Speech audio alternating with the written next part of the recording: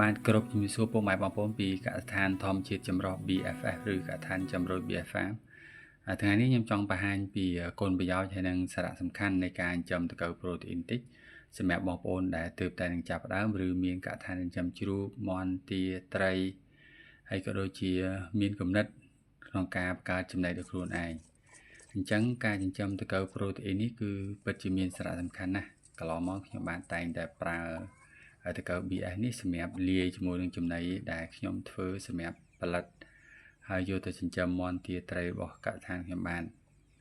ជាទូទៅខ្ញុំប្រើចន្លោះពី20ទៅ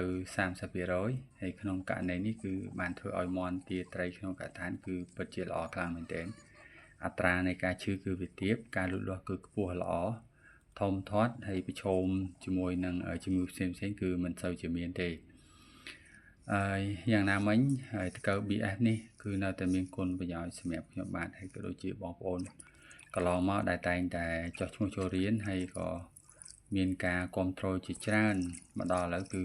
7-8 ឆ្នាំហើយដែលទាំងខ្ញុំទាំងពួកគាត់គឺនៅតែចិញ្ចឹមចំពោះការចិញ្ចឹម BS នេះគឺមានភាពងាយស្រួលមែនទែនឲ្យតែបងប្អូនមានចំណីសម្រាប់វាដូចជាពពួកកាកសំណល់គ្រប់ប្រភេទមានកាកបាយបន្លែផ្លែឈើកាកសំណល់កាកស្រាបៀរកាកសណ្តែកសៀងអីហ្នឹងគឺសិតតែជាចំណីរបស់វាហើយការចិញ្ចឹមអត់មានអីពិបាកទេតើយើងអាចចិញ្ចឹមបានដូចជាក្នុងតង់ក្នុងថង់ប្លាស្ទិកឬសម្ភារៈផ្សេងដូចជាមានកានឬមួយក៏កធនជ័រដែលយើងឈប់ប្រើហ្នឹងគឺអាចយកមកចិញ្ចឹមបានហើយសម្រាប់បងប្អូនដែលចាប់អារម្មណ៍ក្នុងការបង្កើតឬចង់ចិញ្ចឹមចង់សាកល្បងគឺអាចតាក់ទងមកកសិដ្ឋានខ្ញុំបានផ្ទាល់ឬតាមរយៈលេខទូរស័ព្ទ096 478 76 ហើយលេខមួយខ្សែនេះក៏ខ្ញុំបានមានទំនាក់ទំនងតាមរយៈ Telegram ឬក៏ WhatsApp ដែរ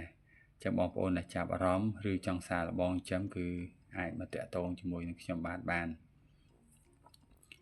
អរគុណពុកម៉ែបងប្អូនតែងតែគាំទ្រ